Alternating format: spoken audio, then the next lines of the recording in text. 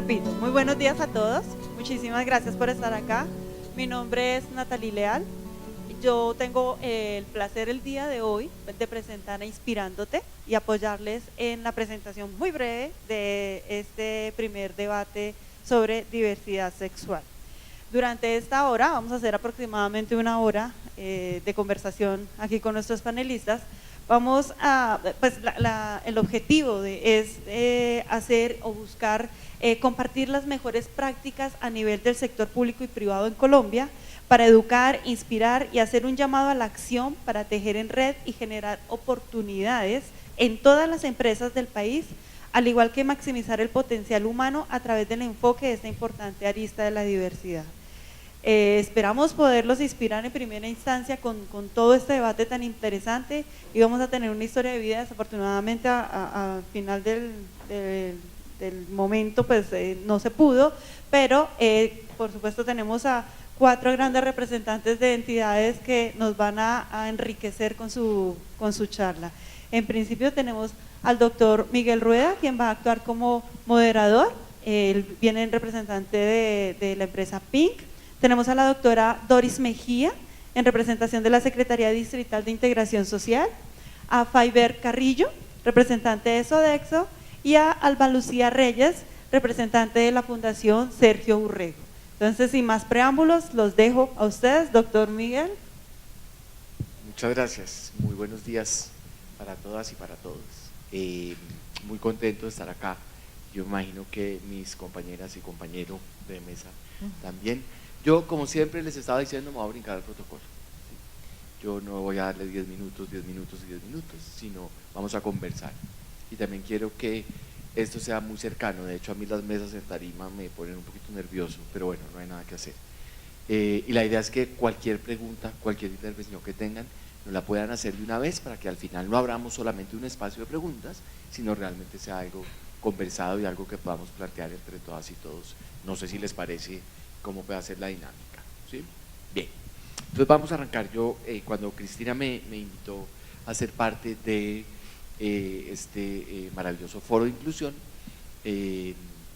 yo me empecé a preguntar un montón de cosas. Yo no sé, y voy conversando y ustedes me van diciendo qué opinan. Últimamente el tema LGBT y últimamente el tema de diversidad sexual y de género ha estado muy presente en las empresas, y ha estado muy presente en las instituciones. Y hace poquito con una de las personas que asiste a Pink Consultores, me contaba que en su oficina, es una oficina de abogados muy prestigiosa, me contaba que en su oficina tienen el comité de diversidad. Entonces yo le decía, bueno, qué maravilla, ¿qué hace el comité de diversidad?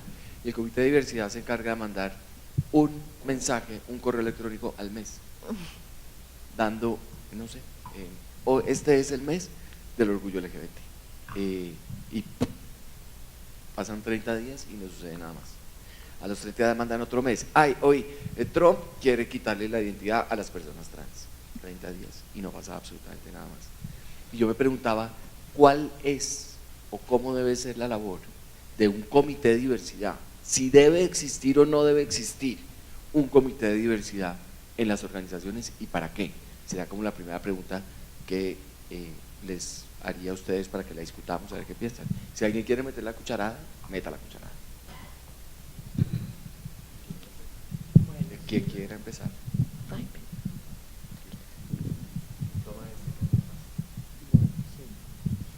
Buenos días para todos y para todas. Mi nombre es Doris Mejía, soy la subdirectora para asuntos LGBTI de Integración Social. Bueno, yo considero que sí debe existir un comité LGBTI en las instituciones. ¿Por qué? Porque de todas maneras ha sido un proceso que históricamente se ha venido dando. Yo pensaría que a través de los años en la escuela, en la familia, en todas las instancias socializadoras por excelencia, todos y todas conocemos, especialmente las personas que somos de los sectores LGBTI, conocemos que hay un tipo de discriminación. Si bien es cierto, la discriminación no es solamente porque la niña o el niño tenga una construcción no heteronormativa, la discriminación es porque está gordito, porque está chiquito, porque el maletín está roto, porque los tenis no son de marca. O sea, nosotros vivimos en una sociedad donde jerarquizamos la diferencia y eso es demasiado grave Si es grave cuando se burlan del tenis que tengo puesto o de la chaqueta que tengo puesto, es muchísimo más grave cuando se están burlando de la construcción de mi subjetividad. O sea, si el hecho de ser yo quien yo quiero ser y el hecho de amar a quien yo quiero amar le produce risa y le produce un estado de burla y de desprecio a muchos compañeritos o algunos docentes o algunos directivos, bien sea en la instancia familiar, al papá, a la mamá o a los hermanos mayores, o bien sea en la instancia escolar, e incluso en el ámbito barrial, sea mucho nivel de maltrato en la panadería, en la tienda, en el supermercado, en todo lado. Entonces yo sí considero que como una acción afirmativa para que las personas puedan tener un nivel de aceptación y de amor propio indispensable para desempeñarse en la sociedad y para tener habilidades sociales para poder amar. A mí sí me parece que es muy importante que existan este tipo de comités que puedan fortalecer los derechos y que puedan, por otro lado, visibilizar ante todo el resto de la comunidad educativa o de la comunidad familiar o de cualquier tipo de grupo humano que estemos hablando, que los ciudadanos que tenemos una opción o que tenemos una construcción diversa, tenemos iguales derechos que el resto de las personas. Entonces yo sí soy muy de acuerdo con…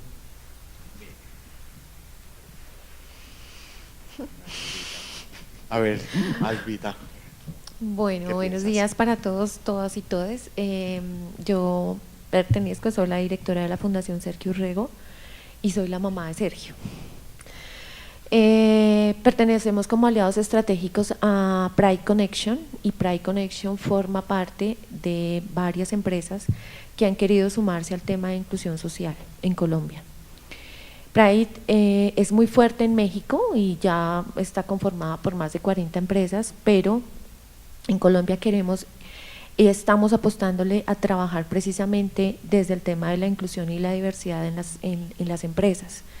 Y sí es muy importante tener un comité, pero un comité bien establecido. Yo creo que lo primordial, y voy como muy de la mano con lo que acaba de decir Miguel, y es que no podemos hacer un comité por tenerlo y por venga a ver qué es lo que vamos a hacer en el comité, sino yo creo que hay que repensarnos cómo construir esos comités, quiénes deben formar parte de esos comités y asimismo empezar a educarnos hacia dentro de las empresas en temas de inclusión y diversidad sexual. Esto es como en las escuelas y como en los colegios, ya que yo toco el tema de ámbitos escolares, creo que es muy importante el reeducarnos en todo el tema de educación sexual y creo que eso es base fundamental para tocar el tema de un comité dentro de una empresa. Es muy importante la capacidad de poder desarrollarnos culturalmente hacia dentro de cada uno de los colaboradores y esos colaboradores forman parte de una familia. Entonces pienso que el núcleo principal que forma parte en cada una de las empresas son las familias, cualquier tipo de familia. Entonces aquí están los jóvenes, aquí están los padres, aquí están los solteros, en una empresa encontramos toda la diversidad. Entonces yo creo que hay que repensarnos cómo conformar esos comités y cómo los vamos a establecer y cuál es la línea y el canal de lo que se quiere realizar como fundamento de ese comité. O sea, para dónde vamos, qué es lo que realmente queremos hacer con un comité. Bueno, hola, buenos días, soy Faiber Carrillo, jefe de Desarrollo Sostenible y Diversidad e Inclusión de Sodexo. Totalmente de acuerdo, todas las empresas deben tener un comité de diversidad, no solamente diversidad sexual, sino en todas las dimensiones que tiene la diversidad. Definitivamente nosotros, como decía Albita, desde Pride Connection estamos trabajando en crear unos principios, unas normas básicas frente a los temas de inclusión que debería tener una empresa y unas buenas prácticas a la vez.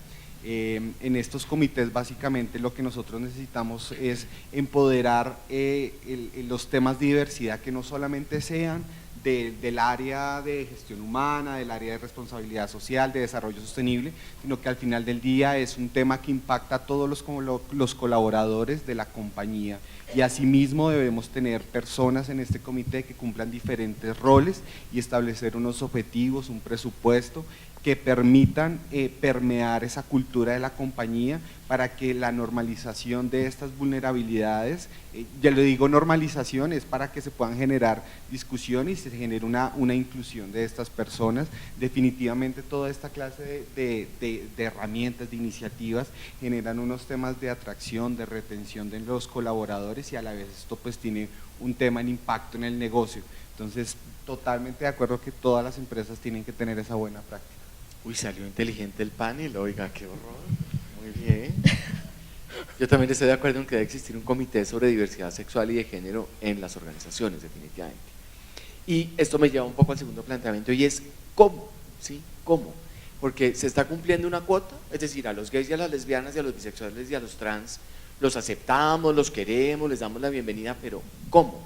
Hace poco les cuento un poco digamos, la anécdota que tuvimos desde Pink Consultores.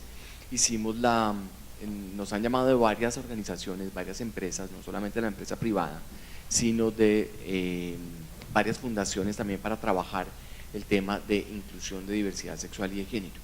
Y me voy un poco a una de las preguntas que había redactado acá, que había planteado acá, y es más de cómo, es cuál es el miedo que existe realmente a nombrar lo que tiene que ser nombrado para que exista. Le tenemos miedo, y las empresas le tienen miedo a reconocer que hay gente y que se nombra de diferentes maneras: lesbiana, gay, bisexual, transgenerista, transgénero, travesti, transformista, como sea que se quiera nombrar. Y existe un gran miedo a ponerle el nombre a la palabra. ¿Cuál sería el reto, por ejemplo, en las empresas, en las organizaciones, para empezar a trabajar el tema de inclusión desde nombrar lo que es nombrado, lo que debe ser nombrado? No sé, ¿qué piensan de eso? Bueno, yo creo que definitivamente el tema es, como lo mencionaba antes, un tema de normalización, y es un tema que desde la empresa se le deben brindar unas herramientas a todos los colaboradores y en general a los grupos de interés, en donde se puedan, digámoslo, atar o agarrar en el momento de que se genere una clase de discriminación, tales como la política de diversidad e inclusión, que es como el paso básico y la base que se tiene que tener desde la empresa. A partir de eso, empezar a generar discusiones, formaciones sobre sesgos inconscientes, por ejemplo, para empezar a sensibilizar a las personas que, más allá de si la persona es gay, lesbiana, bisexual, lo que importa en la compañía es la competencia que tenga la persona pues para ese cargo. Ya digámoslo, cuando entramos en otros temas, tal como lo mencionaba Miguel, del transformista, del travesti, del transexual, del transgénero, es entrar a mirar cuáles son esas variables, cuáles son esos retos de inclusión que tiene esta población, y mirar a ver cómo se cierran esas brechas para poder generar espacios laborales para esta comunidad. Nosotros actualmente en Sodexo estamos tratando como de generar una ruta que nos permita la inclusión laboral de personas transgénero y transexuales. ¿Qué pasa con esta población? Y es que la agenda de la población trans es muy diferente a la agenda que pueden tener los gays y las lesbianas, y me refiero es en tema de derechos. Los gays y las lesbianas, nosotros luchamos por, no sé, el matrimonio, la adopción, etcétera, etcétera. Las personas trans tienen que luchar hoy en día por ser ciudadanos, porque se les legitimiten sus derechos como personas. Exacto.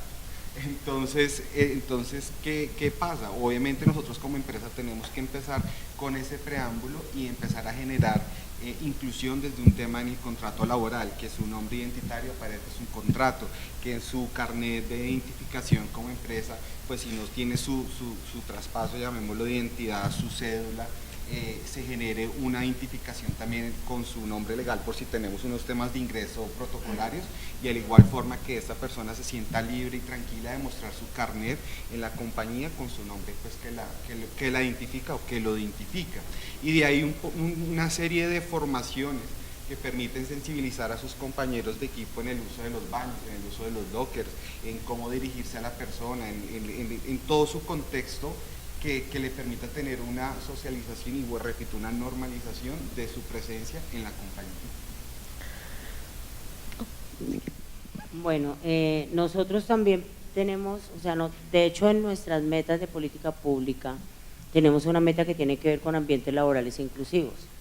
Respecto a esta meta hemos hecho, tenemos 7.050 personas con las que tenemos que trabajar en transformación de imaginarios y representaciones sociales. Estas 7.050 personas, lo ideal es que todos sean funcionarios, servidores públicos o funcionarios del sector privado. ¿Qué es lo que nosotros hacemos? Nosotros trabajamos por un lado con toda la gente de talento humano, con los directivos, pero también trabajamos con las personas que ya están trabajando ahí para que haya un ambiente de respeto para las personas de los sectores sociales LGBTI, pero también trabajamos con las personas de los sectores sociales LGBTI, porque de todas maneras el proceso de transición de uno llevar una vida donde uno no tiene horario, donde uno no tiene jefe, donde uno está más que todo en un ejercicio de autonomía total, a llegar a un sitio donde te toca cumplir horario, donde vas a tener unos compañeros, entonces también se requiere un proceso como de armonización tanto de los unos como de los otros. Aparte de eso, nosotros tenemos un compromiso con el distrito y es que acabamos de emitir una directiva sobre lenguaje incluyente de enfoque diferencial que se debe aplicar mínimamente en toda integración social. Y también la idea es, articulado con la Mesa Intersectorial de Diversidad Sexual, trabajarlo en los otros sectores de la administración. El problema del acceso al trabajo es uno de los derechos que nosotros identificamos más vulnerados en la población de los sectores LGBTI y es donde es una de nuestras mayores apuestas. Tan es así que nosotras tenemos una meta, que es la meta 7, que tiene que ver con gestionar y formalizar una alianza público y privada mínima precisamente para poder garantizarle a las personas de los sectores una mayor flexibilidad laboral y un ambiente laboral inclusivo mucho más protector. Bueno, frente al cómo, creo que si vamos a hablar de unas empresas que ya están trabajando en el tema, pues es lo que ya has venido diciendo y lo que la Secretaría de Diversidad puede decir. Pero si vamos a empezar a hablar con las empresas que definitivamente hasta ahora van a empezar, que como que quieren empezar a trabajar en el tema de inclusión y diversidad sexual, pues hay que empezar a trabajar en cómo nos vamos a empezar a construir. Y para eso hay diferentes organizaciones que hemos estado trabajando en pro de la parte de educación.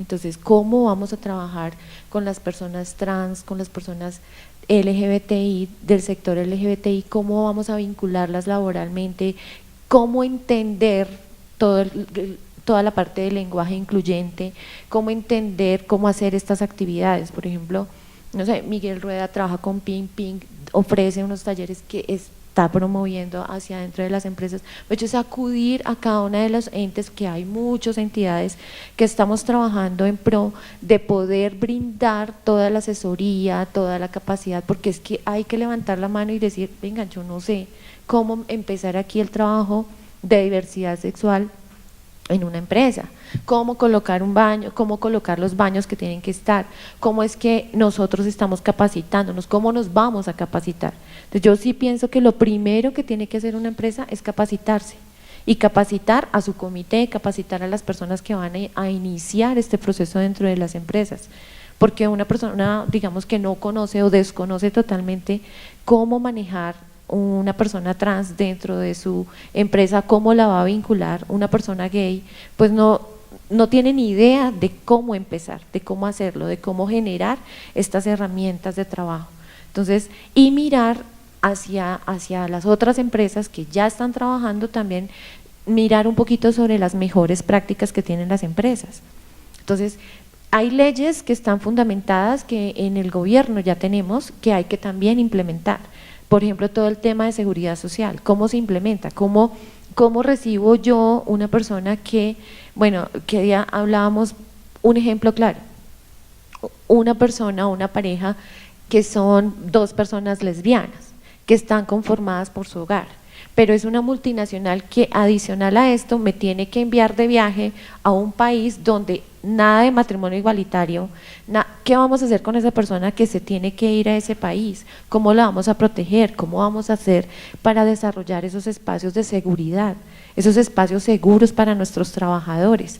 Entonces yo creo que hay mucho por hacer, muchísimo por hacer y muchísimo por desarrollar. Todos tenemos unas metas, pero más que una meta, creo yo, que es empezar a trabajar con los seres humanos.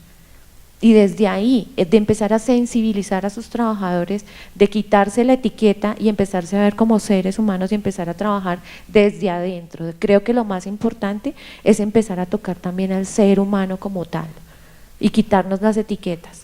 Porque si nosotros empezamos a trabajar como personas que tienen una capacidad, como personas que tienen un desarrollo, una profesión, como empezar a vernos como personas, no como etiquetas. Creo que desde ahí es que empezamos a fortalecernos y empezamos a fortalecer a cada persona como tal. Bueno, yo creo que es importante hacer alusión aquí a un par de asuntos. El primero es Colombia a nivel Latinoamérica ha sido un país pionero en temas de inclusión de diversidad sexual y de género, ¿sí? Junto con Argentina en su momento, Ciudad de México y Uruguay, Colombia ha sido uno de los países que paradójicamente, así nos cuesta trabajo creerlo, ha sido los más abiertos en temas de inclusión a la diversidad sexual y de género. Compartimos nosotros como sectores LGBT un poco la misma esquizofrenia que comparte el país y que vive el país en estas divisiones, y a veces sí y a veces no, y ese tipo de cosas, pero en temas de política pública es Bogotá quien empieza realmente a generar la necesidad de crear una política pública que garantice el acceso a los derechos de las personas de los sectores LGBT. Esto hace más de 10 años que se tiene la política pública para la garantía plena de los derechos de las personas LGBTI. Le siguió Medellín, le siguió Valle del Cauca, porque Cali no quiso, pero la gobernación del Valle sí, y hay un montón de ciudades en el país que tienen unas políticas públicas, distritales o municipales, que garantizan el acceso a derechos de las personas de los sectores LGBTI. Entonces, más que leyes o no leyes, lo que hay son políticas públicas que exigen de alguna manera a la ciudadanía en pleno que se respeten los derechos de las personas LGBTI. Otra situación, cuando yo estaba haciendo el doctorado, tenía un amigo que decía, pero ¿qué es la pedida de derecha a los gays? Los gays piden derechos que matrimonio, que adopción, que pensión, que no sé qué, y empezó a enumerarme uno por uno los derechos. Yo hervía un poquito por dentro, pero me esperé a que terminara y le dije, si vea todos los derechos que usted tiene acceso por ser heterosexual, pero que yo por ser homosexual no tengo, entonces me toca luchar por mis derechos. ¿O es usted, señor heterosexual, que está aburrido de que yo pida derechos, el que va a salir a marchar en el momento que a mí me vulneren un derecho? Muy probablemente no. Entonces puede estar muy aburrido con la pedidera de derechos de los gays y las lesbianas, pero nos toca.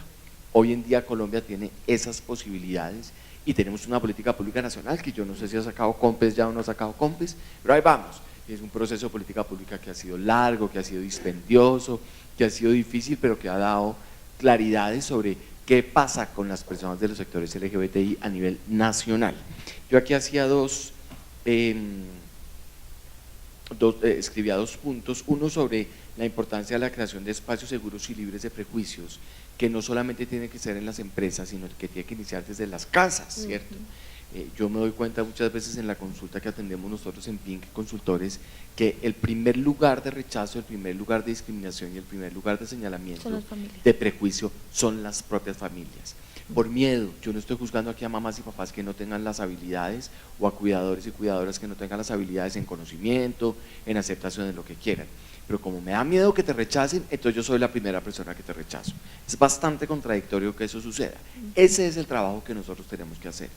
Y segundo, yo sí creo que son importantísimas las etiquetas. Lo que no se nombra no existe.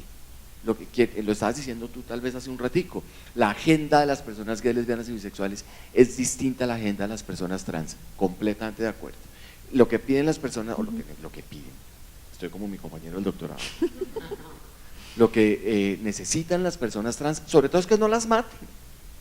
La expectativa de vida de una persona trans en este país son 35 años, en Latinoamérica, ¿cierto?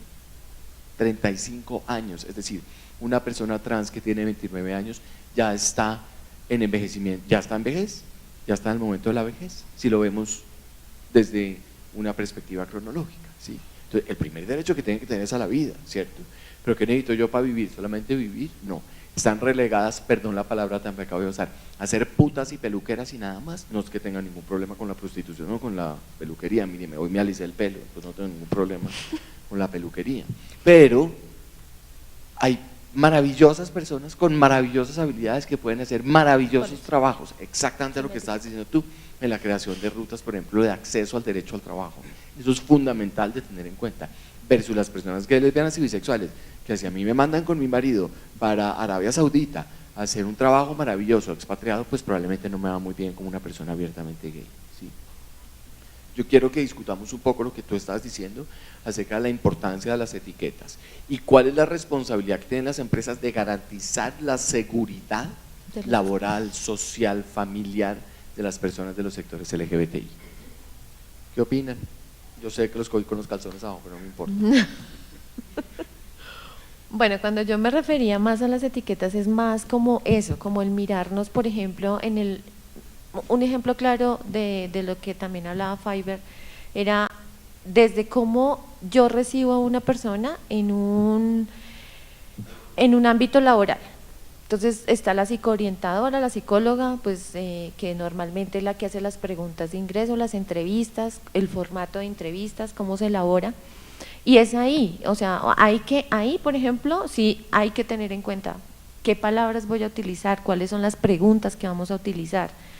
Y un poco también de lo que hablábamos es también empezar a generar como medios de comunicación en puntos medios donde las personas empiecen a trabajar y a mirar eso, o sea, sí, tengo enfrente a una persona trans, pero es que tengo una persona con proyectos, tengo una persona capaz de desarrollar cierta tarea, cumple con los requisitos profesionales que requiere una empresa para ese cargo, más en ese sentido, más en el sentido de verla como persona, como lo que es, como un proyecto de vida, lo que tiene esa persona para poderse desarrollar profesionalmente. Hay momentos en los que, claro, hay que nombrarse, claro que sí, y por eso hablaba también del tema de la educación, y la educación también desde la familia, porque es que empezamos también a normalizar muchos temas en las familias, en los ámbitos empresariales. De hecho, inclusive hemos hablado también de algo que a veces uno cree que no existe, entonces hablamos del bullying y matoneo en las escuelas, pero ¿y qué pasa con el bullying y el matoneo en las empresas? Mobbing. Sí, el mobbing. Entonces, ese es un tema que tampoco muchas veces se toca. Hablamos del acoso laboral en temas legales, pero no hablamos del mobbing, ni de los sesgos inconscientes, que son los sesgos que traemos desde la casa, que traemos ya como impuestos por la sociedad, impuestos por la educación que hemos recibido. Entonces, todos esos temas son muy, muy importantes de trabajarlos a nivel organizacional. Bueno, yo pienso ahí que definitivamente, como les mencionaba antes, tenemos que tener como un set de herramientas que permitan a la empresa imposibilitar esta clase de discriminaciones y generar los espacios pues libres de discriminación. Por lo menos desde la compañía nosotros tenemos un curso que lo llamamos el taller El Espíritu de Inclusión. Nuestros valores van enfocados muy hacia los espíritus. En ese orden de ideas, al ser un espíritu se convierte en un valor de nosotros y es donde todos los colaboradores y líderes de la compañía tienen que hacer dicho curso para permitir empezar a generar cultura en nuestros líderes y que eso caiga en cascada a todos los equipos para poder generar inclusión, pues empezar a generar como mencionaba antes, un tema de cultura. De igual forma, como hablaba Albita aquí, frente al mobbing y frente al bullying, el tema es empezar también que la compañía debe dar, no sé, una herramienta que le permita ayudar a todo como su red de influencia del colaborador, tales como su familia. Tenemos casos de colaboradores y colaboradoras que han tenido que renunciar por temas de depresión de sus hijos, de deserción escolar. ¿Por qué? Por temas precisamente del bullying. Y ahí es donde la compañía debe entrar a brindarle una ayuda, ya sea un tema psicosocial, una línea de soporte, un seguimiento, que de una forma le permita al colaborador continuar con la empresa, porque al final del día, pues si renuncia y deserta de la compañía, lo que está haciendo es ahondar el problema, pues no va a generar un ingreso y al final del día pues puede también no tener una red de apoyo. Entonces creo que esos serían como los roles que podría cumplir la empresa.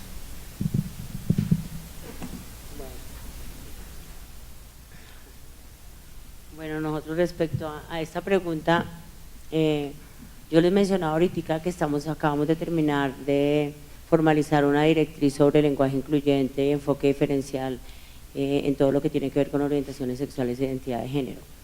En ese orden de ideas, esta directriz la estamos convirtiendo, la estamos subiendo a un módulo virtual.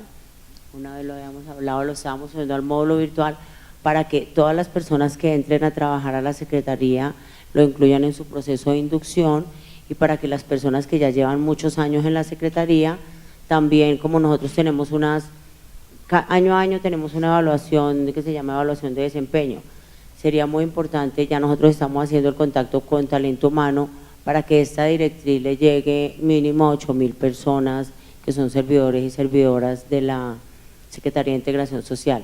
También estamos haciendo la articulación con la Secretaría General, porque ellos también tienen un módulo formativo que pueden certificar. Entonces ya con ellos hicimos el primer acercamiento, estamos terminando de pasar la directriz a curso, porque pues el sentido pedagógico no es igual. Entonces ya en ese momento estamos en ese procedimiento, revisando ya la parte técnica, y ya nos reunimos con los ingenieros para ver si esta directriz también queda en la Secretaría General para el resto de los sectores. Por otro lado, nosotros tenemos, así como para explicarles rápidamente cómo hacemos lo que estaba preguntando ahorita Miguel, nosotros tenemos dos líneas de acción grandes. Una línea de acción que tiene que ver con bienestar y calidad de vida, que es la atención a 13.000 personas de los sectores LGBTI. ¿Cómo debemos atenderlos? Debemos atenderlos en articulación intersectorial, debemos atenderlos activando rutas, debemos atenderlo nosotros mismos facilitando los recursos humanos y técnicos para poder que la persona tenga un acceso a determinado derecho que se le esté vulnerando, pero ahí hay una limitante. No es que la garantía de esas 13.000 personas esté a cargo nuestra, o sea, la garantía de los derechos de esas 13.000 personas está a cargo de la articulación con todos los otros 13 sectores. Esa es la primera meta. Y la segunda, que es la que viene al caso, que es muy importante que ustedes comprendan, es todo lo que tiene que ver con la transformación de imaginarios. La transformación de imaginarios está directamente relacionado con lo que estamos hablando aquí. Si nosotros estamos hablando de lenguajes incluyentes, de ambientes laborales inclusivos, lo primero que nosotros tenemos que hacer es dejar de mirarnos el ombligo nosotros mismos, y perdónenme la expresión, dejar de trabajar yo con yo. Entonces yo aquí solita, yo me encierro con Miguel ahorita, no sé en dónde, pero entonces nos encerramos a seguir filosofando y el constructo hipotético de nosotros dos, pero ¿qué pasa? Que no estamos impactando al resto de la sociedad. Mientras nosotros no logremos que el resto de la sociedad pueda tener una transformación cultural, que aparte de eso no se ve de la noche a la mañana, porque eso no se logra solamente asistiendo a una película o asistiendo a una obra de teatro, que es una de las metodologías que nosotros estamos utilizando. Por medio del arte estamos transformando y más que todo cuestionando muchos paradigmas, muchos imaginarios que las personas tienen respecto a este tema, porque este tema cruza el terreno de la moral, cruza el terreno del deber ser, cruza el terreno de lo prohibido, cruza por allá una cantidad de terrenos que nos mueven las fibras más íntimas de nuestro ser. Entonces, en ese orden de ideas, nosotros esa transformación de imaginario la estamos haciendo con ciudadanía, con papás y mamás de colegios, con rectores, con grupos universitarios, con policía, con fiscalía, con funcionarios y funcionarias del sector público y del sector privado.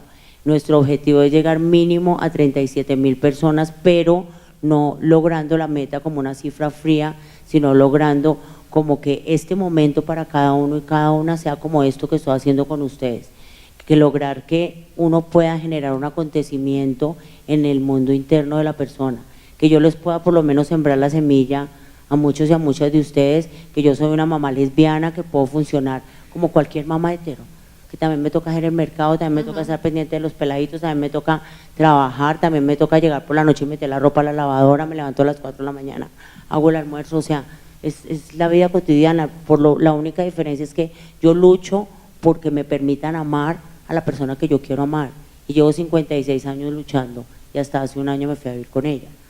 Entonces es importante ver cómo, y eso que entre comillas, uno está entre los que tenemos derechos y los que más o menos estamos, imagínense, son los que tenemos los derechos garantizados, ¿cómo será la represión para muchas personas que todavía están enclosetadas por el temor al que dirá la mamá, el papá, el tío, la prima, el vecino, el compañero, bueno, en fin? Cuando a mí me preguntan qué es Pink Consultores, yo siempre digo que Pink Consultores es una apuesta al amor, es una apuesta a que la gente se pueda amar como quiera, ¿sí? No solamente amarse con otra persona o con otras personas, sino amarse a sí mismo o a sí mismo, ¿sí? Un poco en la línea que tú estabas planteando eso hace un ratico, Doris. Y hay una pregunta que a mí me surge enormemente porque siempre que hablamos de inclusión de personas de los sectores LGBTI, estamos hablando de cómo nos han vulnerado nuestros derechos, cómo no nos dejan entrar a trabajar, cómo en la empresa no existe un baño que permita que las personas trans entren tranquilas al baño sin sufrir acoso, cómo a una persona lesbiana o a una mujer lesbiana entonces le van a decir usted como es lesbiana entonces tiene que trabajar el doble o el triple, cualquier cosa por el estilo. Pero yo quiero que nos centremos en este momento en algo que es muy importante cuando estamos hablando de inclusión y es el principio de corresponsabilidad. ¿Cuál es la responsabilidad que nosotros como personas gays, lesbianas, bisexuales, trans o intersexuales tenemos en el trabajo de inclusión? Yo no puedo responsabilizar a la persona que es excluida de ser incluida. Yo no puedo decirle al niño que lo están o a la niña que le están haciendo bullying en el colegio, mira, haz lo que sea para que no te hagan bullying, porque eso es además lo primero que muchas veces mamás, papás o profes tienen a la mano, pues, ay, pero no seas bobo, ve y te juntas con ellos o arma otro grupo. Eso no es así de fácil, ¿sí? Pero ¿cuál es el principio de corresponsabilidad? ¿Cuál es la responsabilidad que nosotros como personas de los sectores sociales LGBTI tenemos también en todo este trabajo de inclusión? Yo quiero plantear esa pregunta como primera medida y como segunda medida también quiero hacer alusión a algo muy importante y es ser gay, lesbiana, bisexual, trans o inter en Bogotá es facilísimo. Pink Consultores es una organización que queda en Chapiguey, en Chapinero Alto, y se llama Pink, y tiene la bandera colgada, y tiene todo tipo de cosas, la gente es bienvenida, pero vaya sea gay en Yopal, vaya sea lesbiana en Corozal, vaya sea abiertamente bisexual en Leticia, vaya a entender cuál es la lógica de la interseccionalidad, primero que todo, porque ahí se confluyen un montón de características de los seres humanos. Y segundo, ¿cuál es la implicación en ese sentido? Vuelvo y hago la pregunta de la corresponsabilidad y qué tienen que tener en cuenta aquellos comités, espacios, mesas, lo que sea que lo queramos llamar, como sea que lo queramos llamar, de inclusión de personas LGBTI en las organizaciones y en las empresas. Fácil la otra pregunta, ¿no? Bueno, yo quiero hablar desde mi punto personal y es que notoriamente desde el hecho de ser gay, lesbiana, bisexual, se empiezan a generar cierta clase de lenguajes, de constructos, en donde la gente, la sociedad empieza a generar, no sé, si esta persona tiene aretes, entonces es porque es gay, no sé. Y ahí está el reto. Yo creo que definitivamente más allá de que seamos gays, lesbianas, bisexuales, es que cada uno de nosotros somos personas, somos profesionales, somos hijos, somos padres, mamás, pues como sea el rol que tengamos, y la empresa debe entender eso. La vez pasada estaba escuchando una empresa que estaba muy interesada en generar el tema de inclusión de población LGBTI y estaba muy interesada en empezar a trabajar con Pride Connection. Curiosamente tiene muy buenas prácticas, es pionera en temas de diversidad e inclusión, pero entraba a decirnos a nosotros de que no tenía la primera persona que abiertamente se había pronunciado como gay o lesbiana o bisexual, como fuera su inclinación sexual. Terrible.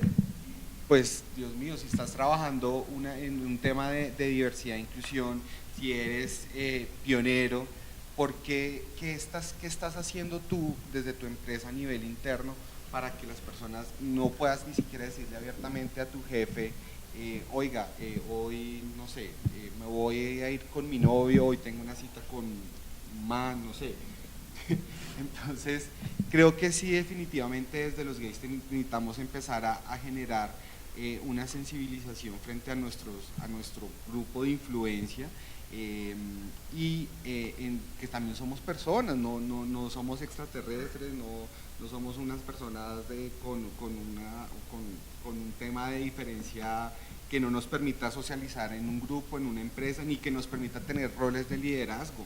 Al final del día, más allá de si somos gays, lesbianas, pues somos personas que tenemos unas competencias claras, que tenemos unos enfoques y que pues valemos como personas. Bueno, Miguel, le voy a hablar desde mi punto de vista de mamá de un hijo gay que fue discriminado por su orientación sexual. Y es que yo tuve que salir del closet, ¿cierto? Y tuve que salir abiertamente ante medios de comunicación porque mi hijo se suicida por temas de discriminación en su colegio. Y yo creo que Sergio fue abiertamente muy responsable y muy corresponsal al hablarlo abiertamente en su colegio y decir y manifestarlo más que hablarlo. Entonces creo que ese es el nivel de corresponsabilidad que debe tener una persona gay o que pertenezca a la comunidad LGBTI, y es empezar a empoderarse de lo que son, empezar a empoderarse de lo valiosos que son como personas. Y ahí va el tema mío en temas de quitarte en ese momento la etiqueta y empezar a desarrollarte como persona, como lo que eres, como un ser vivo, natural, que tiene un proyecto de vida, que tiene muchas expectativas de vida, que quiere tener un hogar si quiere tenerlo, que quiere tener una familia si quiere tenerla. Y es allí cuando uno empieza a mirar los miedos y los miedos que tenemos a enfrentarnos. Preguntas como las que me hicieron inicialmente, como ¿no te da pena decir que eres mamá de un hijo gay? No. Y muchas veces tuve que responder que no me daba pena decirlo porque es que la única etiqueta que no le podían quitar a ese ser humano era que era mi hijo. Y en ese sentido es también donde también tenemos que ver el tema de corresponsabilidad en las familias, porque es que ese es el miedo que tenemos y tú lo dijiste, Miguel, y es que muchas veces tenemos miedo los niños, las niñas y las personas y los jóvenes que quieren salir del closet en sus familias, porque es allí donde empieza el tema. ¿Por qué tienen miedo? Pues porque vemos los vocabularios muy naturalizados de maltratar y de discriminar, pero también tenemos miedo hacia adentro como seres, como personas, y tenemos miedo porque obviamente lo primero que hace la sociedad es señalar y discriminar y maltratar. Y lo dijiste, los trans y las personas trans tienen un promedio de 35 años de vida. Entonces hablemos de un niño que ya no se siente en su cuerpo y que quiere manifestarlo. Pues un niño lo manifiesta abiertamente porque no tiene ya los paradigmas puestos. Pero cuando ya es un poquito más adolescente, que empieza a pensar, ¿cómo lo voy a decir? Si es que mi expectativa de vida afuera es de 35 años de vida. Entonces aquí es donde se genera el miedo. Y hay que empezar a trabajar sobre ese miedo. ¿Qué es lo que nos causa miedo? Confrontarnos, decirlo abiertamente, empezar también a conocer un poco sobre mis derechos, empezar un poco también a conocer que la política pública tiene un tema de corresponsabilidad, porque ahí también está. ¿Qué conocemos nosotros sobre eso?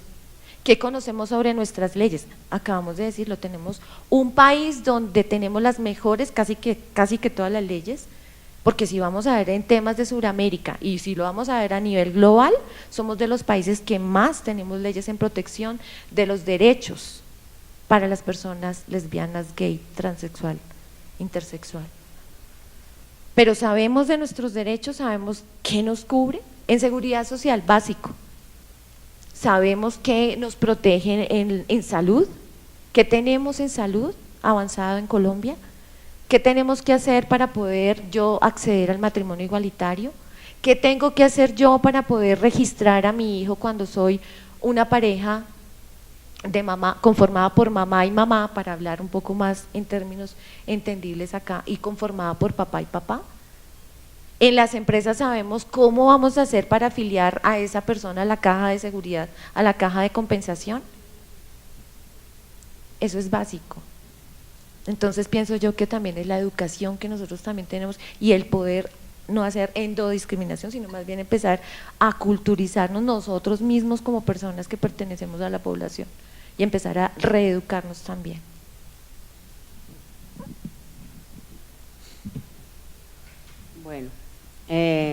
Bueno, yo respecto a los miedos, yo considero que el miedo es una emoción inherente al ser humano, pero que en este orden de ideas, con todo lo que tiene que ver con los temas de los sectores sociales LGBTI, el miedo tiene que ver con lo diferente, con sentirse uno distinto, con cómo lo van a mirar.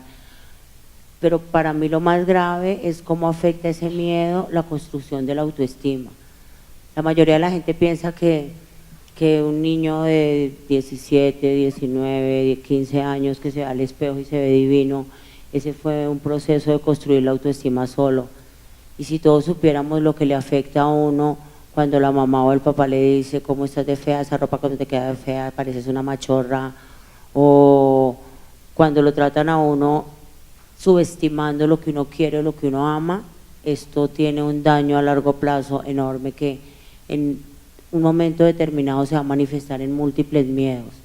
Y yo pienso que el miedo es producto también de esta sociedad y que no es solamente un ejercicio de responsabilidad del Estado, yo pienso que aquí es un ejercicio de sociedad. Yo pienso que aquí tiene que intervenir la academia, la familia, el ciudadano de a pie, el político, la mamá, el papá, el hijo, el peladito, el que va al jardín, el que no va al jardín.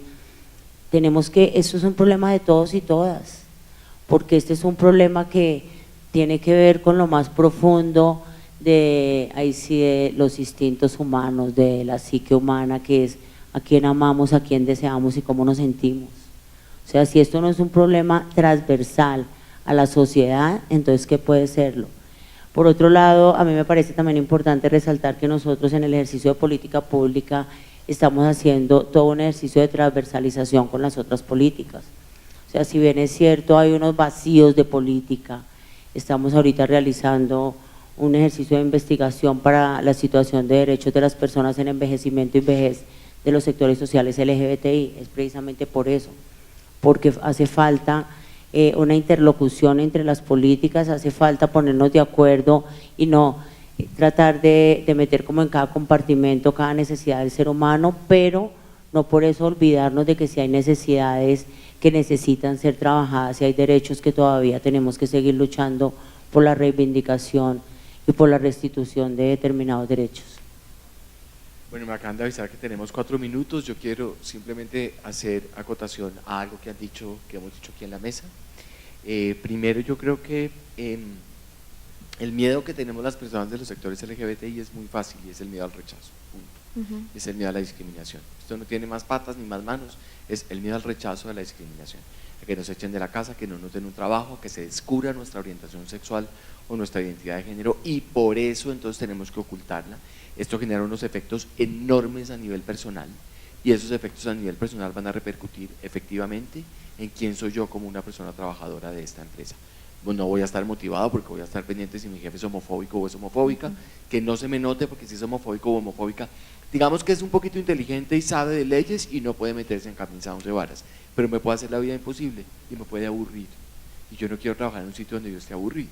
Entonces toda la energía que yo voy a implicar o que tengo, que voy a implementar en poder trabajar, la voy a implementar en que no se me note, y no hay nada más notorio que cuando yo hago el esfuerzo que no se me note algo.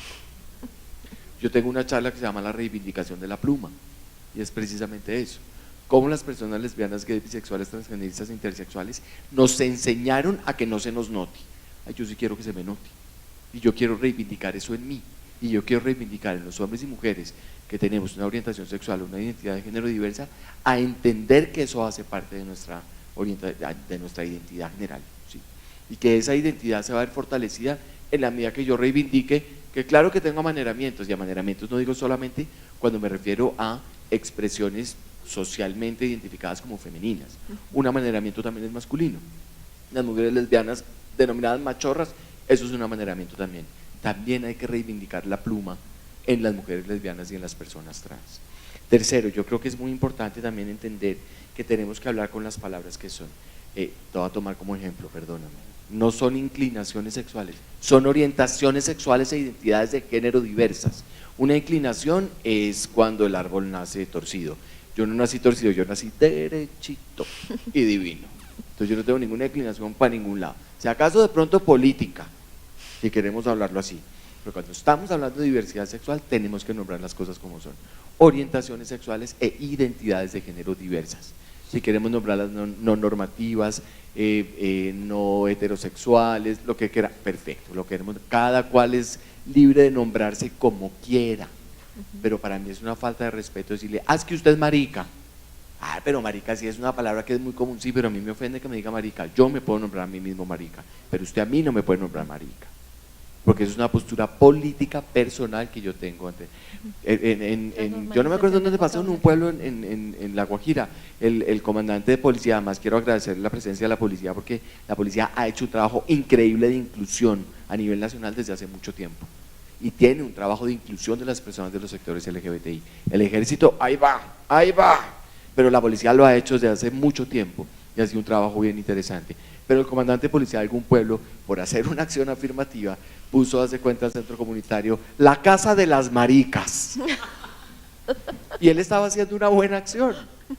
Pero cuando llegó la gente gay, lesbiana, bisexual y trans a la casa, pues nadie entró. ¿Quién quería entrar a la casa de las maricas?